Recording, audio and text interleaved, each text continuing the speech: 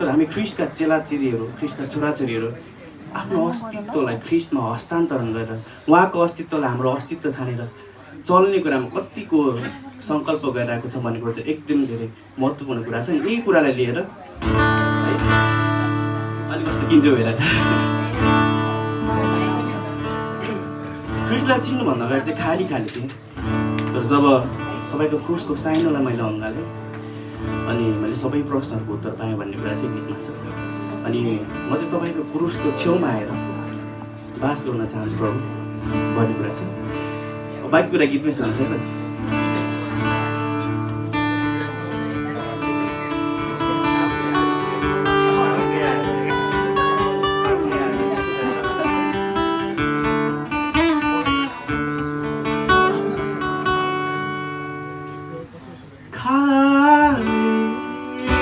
खाली लाग्थ्यो जता सोच्ने गर्थे के होला माया खै।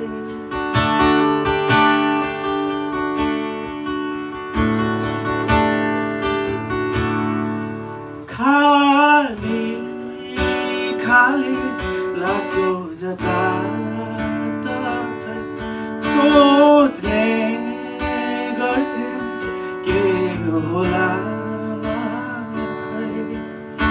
पाएँ मेरा प्रश्नको उत्तर सबैले जब पाइल्यायो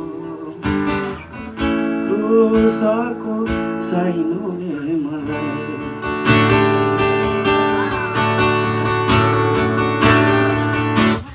सबै छोडी आउँछु यो हृदयमा तोडी आउँछु सबै छोडी आउँछु यो हृदयमा तोडी आउँछु तिमी बाटो भरि नहेर्छु आफैलाई हृदयमा आउँछु तिमीसँगै हुन लाग्छु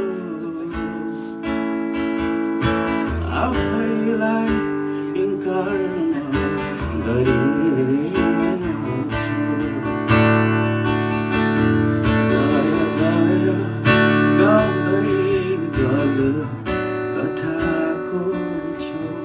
यसो तिम्रै क्रुसको बास मलाई दियो जय जय गाउँदै गरे कथाको छेउ यसो तिम्रै क्रुसको मुनि बास मलाई दियो।